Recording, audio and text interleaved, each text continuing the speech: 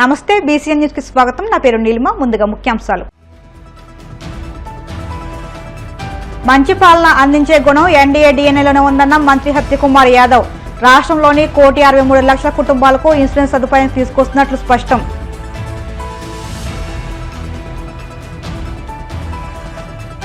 విశాఖపట్నంలో ఎంపీ భరత్ పర్యటన. జూన్ 21న నిర్వహించే యోగా దినోత్సవానికి ప్రపంచ రికార్డు కోసం సన్నాహాలు చేస్తున్నట్లు వెల్లడి.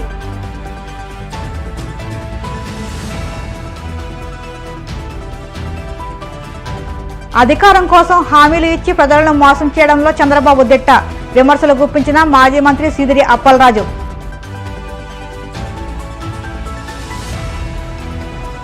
గూడూరులోని శ్రీ ప్రసన్న వెంకటేశ్వర స్వామివారి దేవస్థానంలో వైభవంగా వార్షిక బ్రహ్మోత్సవాలు. హంసవాహనంపై పట్నపురి వీధుల్లో విహరించిన శ్రీవారు. ప్రజల మనోభావాలకు అనుగుణంగా మంచి పాలన అందించే గుణం ఎన్డీఏ డిఎన్ఏలోనే ఉందని వైద్యారోగ్య శాఖ మంత్రి సత్యకుమార్ యాదవ్ అన్నారు. కూటమి ప్రభుత్వం వచ్చిన మొదటి ఏడాది పాలనలో ఆరోగ్యాంధ్రప్రదేశ్ దిశగా చేసిన ప్రయత్నాలకు వచ్చిన ఫలితాలపై విజయవాడలో ఆయన శనివారం మీడియా సమావేశం నిర్వహించారు. ప్రభుత్వం వచ్చిన ఏడాదిలోనే primary health care, critical care, diagnostic సెంటర్లు కొత్తగా నిర్మించామన్నారు. గ్రామీణ ప్రాంతాల్లో ఇళ్ల వద్దకే వైద్య సేవలు అందుబాటులోకి తెచ్చామన్నారు. రాష్ట్రంలోని 1,63,00,000 కుటుంబాలకు 25 లక్షల రూపాయల ఇన్సూరెన్స్ సదుపాయం తీసుకొస్తున్నామని మంత్రి స్పష్టం చేశారు. ముఖ్యంగా వైద్య ఆరోగ్య శాఖ ఒక ప్రజలకు నివేదిక ఇస్తున్న ఈ పత్రికా సమావేశానికి అందరికీ స్వాగతం పలుకుతున్నా. ముఖ్యంగా ఈ సందర్భంగా ఒక సంవత్సర కాలంగా ఈ వైద్య ఆరోగ్య శాఖలో మేము తీసుకొస్తున్న మార్పుకి, ప్రగతికి ప్రధాన కారణమైన వైద్య ఆరోగ్య శాఖ సిబ్బంది, అధికారులు, డాక్టర్లు, paramedics, nursing staff, administrative staff, group 4 staff అందరికి కూడా ఈ సందర్భంగా నేను అభినందనలు. ఎందుకంటే ఉద్యోగ నిర్వహణలో ఇవాళ ఈ ప్రగతి చూపించారు. దానికి ధన్యవాదాలు, అభినందనలు కూడా తెలియజేస్తున్నాం. ప్రజాస్వామ్యంలో ప్రజల ఆశయాలకి అనుగుణంగా ప్రభుత్వం నడుచుకోవాల్సిన అవసరం ఉంది. రాజకీయాల్లో విశ్వసనీయత అనేది ఎంత ముఖ్యమో పాలనా వ్యవస్థలో జవాబుదారీతనం కూడా అంతే ముఖ్యం. సంవత్సరం క్రితం ఈ రాష్ట్ర ప్రజలు చంద్రబాబు నాయుడు గారి నాయకత్వంలో ఈ రాష్ట్రంలో ఎన్డీఏ ప్రభుత్వాన్ని ఏర్పాటు కావడానికి సహకరించారు.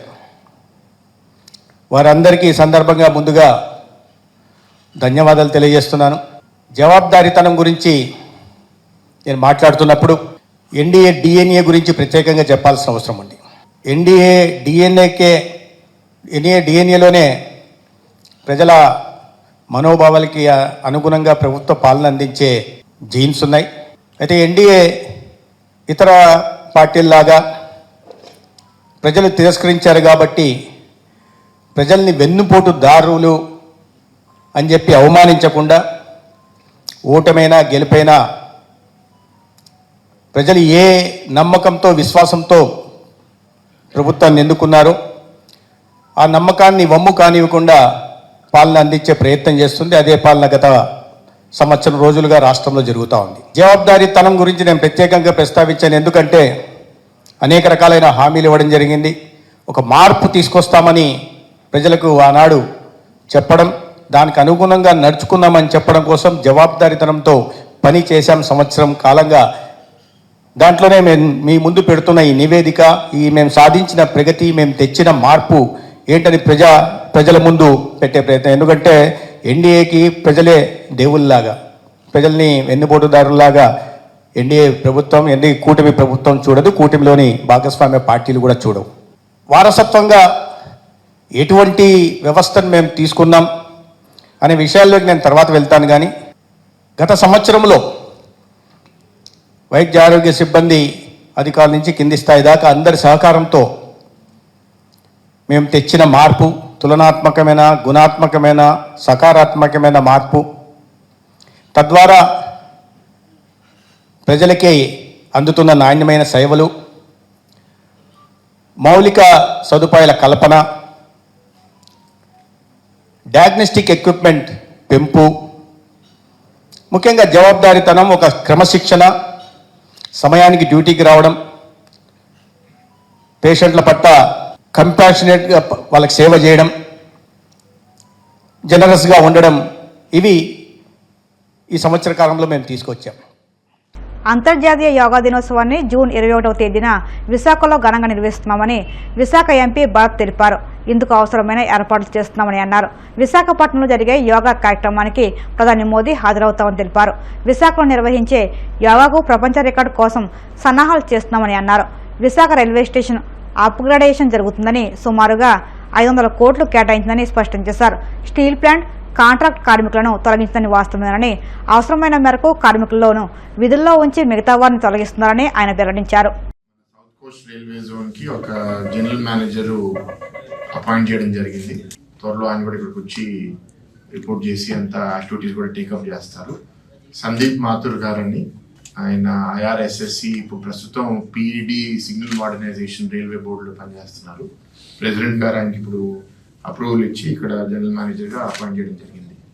సో గత కొన్ని రోజులుగా ఏంటంటే జోన్ అనౌన్స్ అయింది, ఇక్కడ జనరల్ మేనేజర్ ఎప్పుడు చేస్తారు, దాని తర్వాత గెజెట్ ఎప్పుడు ఇష్యూ చేస్తారని కొందరు అనడం జరిగింది. సో ఈ నిర్ణయం కేంద్ర ప్రభుత్వం రైల్వే బోర్డు తీసుకోవడం అందరూ అభినందిస్తున్నాము. అండ్ ఈ railway zone head quarter works and ఇక్కడ రైల్వే వర్క్స్ చాలా ఉన్నాయి. ఒక GM వస్తే అన్ని కొంచెం స్పీడ్ అందుకుంటాయి అనే భావన మా అందరిలో ఉంది. సో ఆయన రావడం మా అందరికి సంతోషంగా ఉంది. అండ్ ఈ రైల్వే స్టేషన్ అప్గ్రేడేషన్ ఇంచుమించు ఆల్మోస్ట్ 500 crores తో వైజాగ్ రైల్వే స్టేషన్ అప్గ్రేడేషన్ కూడా కొంత కోర్ట్ స్టే వల్ల మనకి ఆల్మోస్ట్ ఒక 8 months డిలే అయింది. అది కూడా ఇవాళ క్లియర్ అయ్యి కాంట్రాక్టర్ కూడా గ్రీన్ సిగ్నల్ రైల్వే ఇక్కడ లోకల్ రైల్వే డిపార్ట్మెంట్ కూడా ఇవ్వడం జరిగింది. అతి త్వరలో ఐ థింక్ 18 to 21 months లో మన Vizag station upgradation including additional lines, అంటే ప్రస్తుతం ఇప్పుడు ఉన్న లైన్స్ కన్నా ఇంకో 6 lines యాడ్ చేయాలని దాంట్లో పనిచేస్తున్నారు. 14 lines ఫైనల్ గా మనకి ఉండబోతున్నాయి ఆ కొత్త రైల్వే స్టేషన్ అప్గ్రేడ్ అయిన తర్వాత. ప్రత్యేకంగా కొందరు ప్రతిపక్షంలో ఉన్న వాళ్ళు కూడా జోన్ ఇచ్చారు కానీ GM లేదని ఆ ఆరోపణలు కూడా ఇక్కడి నుంచి ఇక్కడతో ముగిస్తాయి అనుకుంటున్నాను. మనందరం కలిసాము. 1 year ఈ ప్రభుత్వానికి పూర్తయింది. ఈ అనుభవాలు కూడా మంచి లెర్నింగ్ ఎక్స్పీరియన్స్ నాకండి. మొదటిసారి ఎంపీగా అయ్యాను కాబట్టి అసలు అడ్మినిస్ట్రేషన్ లో ఎట్లా చేయాలి, ఏం యాక్టివిటీస్ టేకప్ చేయాలి అనేది. నేను ఒక ఎంపీగా ఇచ్చిన 7 హామీలు చేయడమే కాకుండా ప్రభుత్వం ఇచ్చిన హామీలన్నీ అమలు చేయడం, ఇప్పుడు దాకా కొన్ని జరగడం, మన జరిగిన మహానాడులో కూడా త్వరలో ఇది మహిళలకి బస్ ట్రాన్స్పోర్ట్ అవ్వనివ్వండి, లేకపోతే తల్లికి వందనం అవ్వనివ్వండి, బాబు గారు కూడా అనౌన్స్ చేయడం జరిగింది. సో కష్టాలు ఉన్నాయి, ఆర్థిక ఇబ్బందులు ఉన్నాయి, బట్ పాజిటివిటీతో కలిసి పనిచేసే కేంద్ర ప్రభుత్వం సహాయంతో మాత్రం ఇంకా అన్ని అమలు చేయడమే కాకుండా ఆ 20 లక్షల ఉద్యోగాలు కూడా సృష్టిస్తారు నాకు బలమైన నమ్మకం. యోగా డే జూన్ 21 అంతర్జాతీయ యోగా దినోత్సవం సందర్భంగా ఇక్కడ ప్రధానమంత్రి మోడీ గారు రావడము అండ్ ఇక్కడ CM గారు కూడా ఏంటంటే ఒక గ్లోబల్ రికార్డ్, గిన్నెస్ రికార్డ్ సాధించాలని, we're aiming for a very high number, 3.5 to 4 lakhs people participate చేయాలనేది ఎఫర్ట్స్. ఇక్కడ RK బీచ్ నుంచి భీమిలి దాకా రోడ్లోనే కాకుండా రోడ్డు పక్కన ఎక్కడైనా పెద్ద గ్రౌండ్స్ ఉంటే, అంటే ఫర్ ఎగ్జాంపుల్ గీతం ఉంటే గీతం గ్రౌండ్ లో దాకా కూడా లోపలికి వెళ్ళి అక్కడ ఇంచుమించు 10 నుంచి 12,000 మంది మా క్యాంపస్ లోపల యోగా చేసేటట్టు ప్లాన్ చేస్తున్నారు. Overall planning is a major challenge. Media మిత్రుల ద్వారా కోరేది ఏంటి అంటే ఎక్కువ మందికి మీరు ఇంకా ప్రోత్సహించాలి. అధికారం కోసం హామీలు ఇచ్చి ప్రజలను మోసం చేయడంలో చంద్రబాబు జట్ట అని మాజీ మంత్రి సీదిరి అప్పలరాజు ఆగ్రహం వ్యక్తం చేశారు. శ్రీకాకుళం వైసీపీ కార్యాలయంలో ఆయన మీడియాతో మాట్లాడుతూ ఏడాది పాలనలో తన వైఫల్యాల నుంచి ప్రజల దృష్టిని మళ్లించేందుకు ఎల్లో మీడియాలో ఒక భజన కథనాన్ని రాయించుకున్నారని మండిపడ్డారు. చంద్రబాబును జాకీలు పెట్టి పైకి లేపే ప్రయత్నంలో భాగంగా ఏడాదిలో చంద్రబాబు ప్రజలకు ఎంతో చేశారని, మిగిలింది ఎప్పుడంటూ ఎల్లో మీడియా రాసిన కథను చూసి ప్రజలు అసహించుకుంటున్నారని తెలిపారు. గత చరిత్ర చూసినా ఎన్నడూ చంద్రబాబు ప్రజలకు ఇచ్చిన ఏ హామీలను పూర్తిగా అమలు చేసిన దాఖలాలు లేవని ధ్వజమెత్తారు. ఏంటంటే ఈ 1 year కాలంలో చంద్రబాబు గారు మూడోసారి ముఖ్యమంత్రిగా పనిచేసినటువంటి ఈ 1 year కాలంలో నాలుగోసారి పనిచేసినటువంటి 1 year కాలంలో ఏదో చాలా బ్రహ్మాండమైనటువంటి వెల్ఫేర్ స్కీమ్స్ ఇంప్లిమెంట్ చేసినట్టు, ఇంకా కొన్ని ఏమో మిగిలి ఉన్నాయి వాటిని కూడా ఇచ్చేయండి అంటూ ప్రభుత్వాన్ని లేపే ప్రయత్నం చేస్తూ ఉన్నారు. నేను అడుగుతా ఉన్నాను, ఈ ఏడాది కాలంలో మీరు చేసిందేంటి? చంద్రబాబు గారు ఎప్పుడు ముఖ్యమంత్రి అయినా సరే, వెన్నుపోటుతో మొదటిసారి ముఖ్యమంత్రి అయినప్పుడైనా, తదనంతరం 99లో ఆయన ముఖ్యమంత్రి అయినా, అప్పుడు ఒక రకమైనటువంటి మేనిఫెస్టో అనౌన్స్ చేశారు. ఆయన 99లో ఆయన అనౌన్స్ చేసినటువంటి మేనిఫెస్టో ఇది, రెండోసారి ముఖ్యమంత్రిగా ఉన్నప్పుడు. మరి ఆ తర్వాత 2014-19 సమయంలో ముఖ్యమంత్రి అయినా సరే, this is the then manifesto. సుమారుగా 600 హామీలు ఇచ్చాడు అప్పుడు ఆయన. మరి ఇది లేటెస్ట్ 24లో ఇచ్చినటువంటి మేనిఫెస్టో అయినా. ఏ ఒక్కసారైనా మేనిఫెస్టోలో చెప్పిన దానికి ఆయన కట్టుబడి ఉండి హామీలు నెరవేర్చినటువంటి సందర్భం ఉందా నేను అడుగుతా ఉన్నా. At any point of time during any other tenure, ఈ టెన్యూర్ కాకుండా అంతకుముందు టెన్యూర్స్లో అయినా ఏ ఒక్కసారైనా సరే, ప్రతిసారి కూడా వెన్నుపోటే, ప్రతిసారి కూడా రాష్ట్రం తిరోగమనం అన్ని రంగాల్లో కూడా. మీరు తీసుకోండి, ఈ ఏడాది కాలం గురించి ఒకసారి మనం మాట్లాడుకుంటే, మేజర్ ప్రామిసెస్ సూపర్ 6 హామీలు అన్నాడు ఆయన. Major promises. Apart from that మేనిఫెస్టోలో ఒక 143 హామీలు చెప్పాడు ఆయన. ఎన్ని హామీలు ఉన్నాయి నెరవేర్చాడు ఆయన? నాకు అర్థం కాదు. ఏమనంటే పెన్షన్లు పెంచిస్తున్నాము అంట. మీరు చెప్పింది ఏంటి పెన్షన్ల గురించి? మీరు పెన్షన్లకు సంబంధించి మీరు ఇచ్చిన హామీ ఏంటి? బీసీ, ఎస్సీ, ఎస్టీలకు 50 సంవత్సరాలకే పెన్షన్ ఇస్తానని చెప్పి ఆ రోజు మీరు హామీ ఇచ్చారు. ఇస్తున్నారా మీరు 50 సంవత్సరాలకు పెన్షన్లు?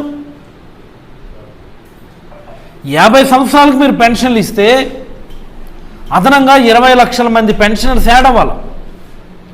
అంటే జగన్మోహన్ రెడ్డి గారు ప్రభుత్వం దిగిపోయే సమయానికి ఉన్నటువంటి 65-66 లక్షల పెన్షనర్లకి అదనంగా 20 లక్షల పెన్షన్స్ యాడ్ అవ్వాలి. మీరు ఇచ్చినటువంటి హామీ ఇది.